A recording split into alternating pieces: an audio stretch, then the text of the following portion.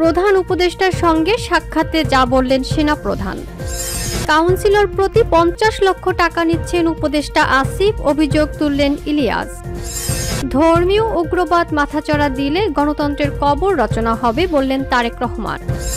ভারতীয় সাংবাদিকের মুখের উপর বাংলাদেশ প্রসঙ্গে যে জবাব দিলেন মার্কিন পররাষ্ট্র অধিদপ্তর। আসসালামু আলাইকুম দর্শক, আমাদের হাতে থাকা সর্বশেষ সংবাদে আপনাদের স্বাগত। এতক্ষণ শুনছিলেন সংবাদ শিরোনাম, এবারে থাকছে বিস্তারিত। প্রধান উপদেষ্টার সঙ্গে সাক্ষাতে যা বললেন সেনাপ্রধান।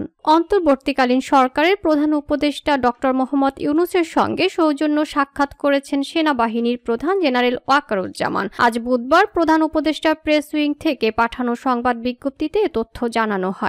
সাক্ষাৎকালে সেনাপ্রধান দেশের সামগ্রিক নিরাপত্তা পরিস্থিতি এবং সেনাবাহিনীর চলমান কার্যক্রম সম্পর্কে প্রধান উপদেষ্টাকে অবহিত করেন।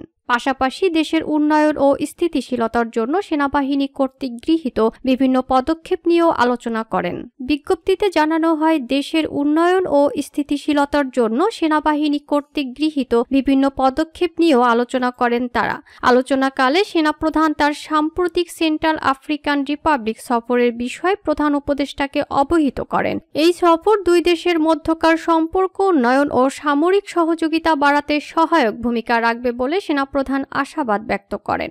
জুলাই আগস্টের গণ অভ্যুত্থানে আহত ছাত্র জনতার চিকিৎসায় বাংলাদেশ সেনাবাহিনী কর্তৃক গৃহীত বিভিন্ন পদক্ষেপ সম্পর্কেও প্রধান উপদেষ্টাকে জানান সেনাপ্রধান।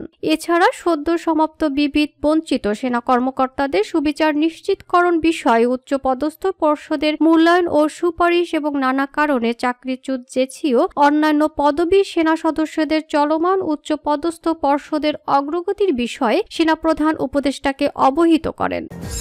কাউন্সিলর প্রতি 50 লক্ষ টাকা নিচ্ছেন উপদেষ্টা আসিফ, অভিযোগ তুললেন ইলিয়াস। সম্প্রতি সামাজিক যোগাযোগ মাধ্যমে ছাত্র উপদেষ্টা আসিফ মাহমুদকে নিয়ে বিস্ফোরক মন্তব্য করেছেন সাংবাদিক ইলিয়াস হোসেন। আজ বুধবার রাত 2টায় সামাজিক যোগাযোগ মাধ্যম ফেসবুকের একটি পোস্টে 100 কোটি টাকা মারার প্রজেক্ট চলছে নীরবে শীর্ষক স্ট্যাটাসের মাধ্যমে তিনি লেখেন, জাতীয় নাগরিক পার্টির যুগ্ম সদস্য সচিব আলাউদ্দিন মোহাম্মদ মহাখালী DOHS এর 31 নম্বর রোডের 469 নম্বর বাসা 3য় তলায় বসে স্থানীয় প্রশাসক নিয়োগের জন্য রমরমা বাণিজ্য চালিয়ে যাচ্ছেন। ঢাকা উত্তর সিটি কর্পোরেশনের 129টি ওয়ার্ডের প্রশাসক নিয়োগের জন্য চলছে দৈনিক ইন্টারভিউ। এমন মন্তব্য করার পাশাপাশি তিনি আরো বলেন, ছাত্র উপদেষ্টা আসিফ মাহমুদের অঘোষিত ক্যাশিয়ার আবু সাইদ লিওন ঢাকা বিশ্ববিদ্যালয়ের শিক্ষার্থী ও জাতীয় নাগরিক কমিটির অপর এক যুগ্ম সদস্য সচিব সহ একাধিক ছাত্রনেতা এই রমরমা বাণিজ্যের সঙ্গে জড়িয়ে আছেন।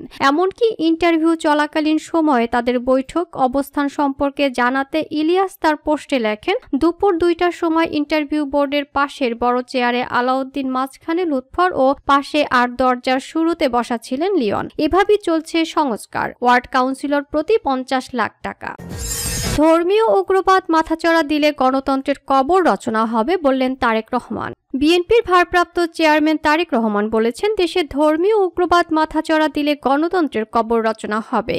এতে দেশ ইমেজ সংকটে পড়বে বলে মন্তব্য করেছেন তারেক রহমান। বুধবার 19 মার্চ রাজধানীর ইস্কাটন লেডিস ক্লাবে আয়োজিত ইফতার মাহফিলে তিনি ভার্চুয়ালি এ মন্তব্য করেন। তারেক রহমান বলেন, ধর্মীয় উগ্রবাদী ও চরমপন্থীদের প্রতিহতের পাশাপাশি গণহত্যাকারীদের বিচার করাই হবে নতুন রাজনৈতিক বন্দোবস্ত। নির্বাচন না দেওয়ার কারণেই ফ্যাসিস্টদের চরমভাবে বিদায় নিতে হয়েছে, তাই নির্বাচন গুরুত্বপূর্ণ বলে মন্তব্য করেছেন তারেক রহমান। বিএনপির ভারপ্রাপ্ত চেয়ারম্যান আরও বলেন, সরকারের কয়েকজন উপদেষ্টা ও কয়েকটি রাজনৈতিক দল কিছুটা ভিন্ন সুরে কথা বলছে। যদি জনগণের আকাঙ্ক্ষা উপেক্ষা করে গৌণ উদ্দেশ্যকে গুরুত্ব দেওয়া হয়, তবে জনগণের কাছে ভুল বার্তা যাবে। তারেক রহমান বলেন, গত 1.5 দশকের ফ্যাসিবাদী শাসন শোষণে দেশের শুধু শিক্ষা ব্যবস্থা, রাজনৈতিক অর্থনীতি এসব কিছু ধ্বংস হয়নি, বরং বাংলাদেশের আবহমান কালের ধর্মীয়, সামাজিক, সাংস্কৃতিক মূল্যবোধকেও ধ্বংস করে দেওয়া হয়েছে। সমাজে ছড়িয়ে দেওয়া হয়েছে ঘৃণার বিষবাষ্প, বিনষ্ট করে দেওয়া হয়েছে সামাজিক সম্প্রীতি, ভ্রাতৃত্বের বন্ধন।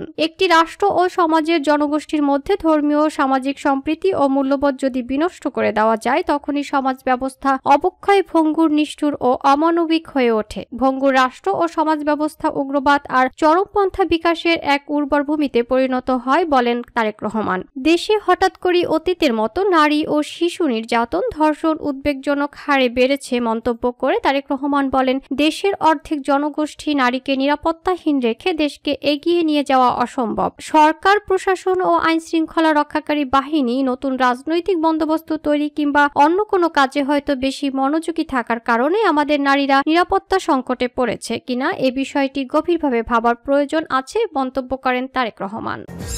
ভারতীয় সাংবাদিকের মুখের উপর বাংলাদেশ প্রসঙ্গে যে জবাব দিল মার্কিন পররাষ্ট্র অধিদপ্তর। এবার মার্কিন গোয়েন্দা প্রধান তুলসী গ্যাবার্ডের বাংলাদেশে সংখ্যালঘু নির্যাতন নিয়ে করা মন্তব্যের জবাব দিয়েছেন দেশটির পররাষ্ট্র মন্ত্রণালয়ের নবনিযুক্ত মুখপাত্র ট্যামি ব্রুস। যদিও তার উত্তরে অখুশি হতেই পারে ভারতের মোদী সরকার। ভারতীয় এক সাংবাদিকের করা প্রশ্নের জবাবে তিনি বিষয়টিকে কূটনৈতিক আলোচনার ইস্যু হিসেবে উল্লেখ করেছেন। এদিকে তুলসীর করা মন্তব্য যে শুধু সংখ্যালঘু নির্যাতন নিয়ে ছিল তা নয়, তিনি কথা বলেছিলেন হিজবুত তাহরির সম্পর্কেও, যা ছিল উদ্দেশ্য প্রণোদিত খেলাফত কার্ড ব্যবহারের প্রচেষ্টা। এটি আর বলার অপেক্ষা রাখে না। সম্প্রতি মার্কিন ন্যাশনাল ইন্টেলিজেন্সের প্রধান তুলসী গ্যাবার্ড ভারত সফরে গণমাধ্যমের সামনে বলেছেন, বাংলাদেশের সার্বিক পরিস্থিতি বিশেষ করে সংখ্যালঘু নির্যাতন নিয়ে ট্রাম্প প্রশাসন গভীরভাবে উদ্বিগ্ন। ইতোমধ্যে তার এমন মন্তব্যের নিন্দা জানিয়েছেন বাংলাদেশের অন্তর্বর্তীকালীন সরকার। এরই মাঝে মার্কিন পররাষ্ট্র দপ্তরের ব্রিফিংয়ে উঠে এসেছে বাংলাদেশ প্রসঙ্গ। দেশটির স্থানীয় সময় সোমবার ওই ব্রিফিংয়ে এক ভারতীয় সাংবাদিক বাংলাদেশের সংখ্যালঘু নির্যাতন ইস্যুতে প্রশ্ন করেন। তবে মার্কিন পররাষ্ট্র দপ্তরের নবনিযুক্ত মুখপাত্র ট্যামি ব্রুস ওই প্রশ্নের সরাসরি কোনো উত্তর দেননি। তিনি বিষয়গুলোকে কূটনৈতিক আলোচনার ইস্যু হিসেবে উল্লেখ করে আগাম কোনো মন্তব্য করতে অস্বীকৃতি জানান। ব্রিফিংয়ে ওই ভারতীয় সাংবাদিক বাংলাদেশে সংখ্যালঘুদের নিরাপত্তা নিয়ে প্রশ্ন করেন। তিনি বলেন, মার্কিন নির্বাচনের কয়েকদিন আগে তখন প্রেসিডেন্ট ট্রাম্প প্রার্থী ছিলেন। তিনি বাংলাদেশে হিন্দুদের উপর আক্রমণ নিয়ে উদ্বেগ প্রকাশ করেছিলেন। এখন যেহেতু পররাষ্ট্রমন্ত্রী মার্কো রুবিও প্রায় 60 দিন ধরে দায়িত্ব পালন করেছেন, সেই হিসেবে বাংলাদেশে হিন্দুদের পরিস্থিতি সম্পর্কে তার মূল্যায়ন কি এবং তিনি কি পদক্ষেপ নিচ্ছেন। এর জবাবে ট্যামি ব্রুস বলেন, আচ্ছা, আবারও বলছি, আপনি প্রেসিডেন্ট ট্রাম্পের কথা বলছেন যে অন্য দেশে কি ঘটছে তার নির্দিষ্ট কিছু দিক দিয়ে যুক্তরাষ্ট্র এবং ট্রাম্প প্রশাসন কিভাবে দেখে থাকে। এই পর্যায়ে ভারতীয় ওই সাংবাদিক বাংলাদেশ সম্পর্কিত বলে উল্লেখ করেন। এর জবাবে ট্যামি ব্রুস বলেন, পররাষ্ট্রমন্ত্রী অবশ্যই এই বিষয়ে নেওয়া সিদ্ধান্তের প্রকৃতি সম্পর্কে তার দৃষ্টিভঙ্গি অনুসরণ করেন। ট্যামি আরও বলেছেন, যখন আলোচনা কূটনৈতিক বিবেচনা এবং এর সঙ্গে জড়িত পক্ষগুলোর মধ্যে কথোপকথন এবং কি ঘটতে পারে সেই কথা আসে, তখন আমি এখানে অনুমান করে বলতে চাই না যে ফলাফল কি হবে।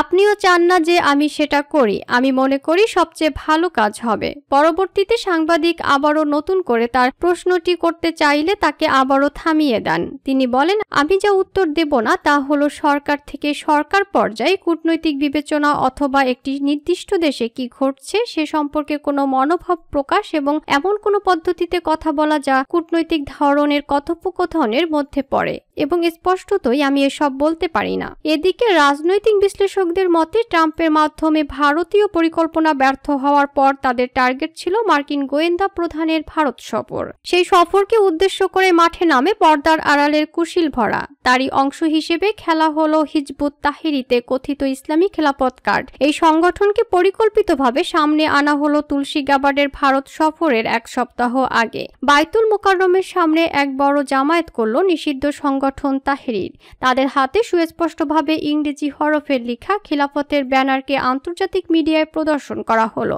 যদিও হিজবুত তাহরির মাঠে নামার পর তাদের ঠেকাতে কঠোর হয়েছে অন্তর্বর্তী সরকার। গ্রেপ্তার করা হয়েছে অনেককে।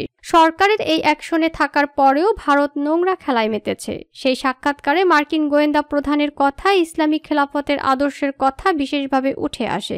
গ্যাবার্ড বলেন, ডোনাল্ড ট্রাম্প এ ধরনের খেলাফতের আদর্শ চিহ্নিত করে পরাজিত করতে দৃঢ় প্রতিজ্ঞ। ট্রাম্প এ ধরনের আদর্শকে কট্টর ইসলামপন্থী সন্ত্রাসবাদ হিসেবে আখ্যায়িত করেছেন।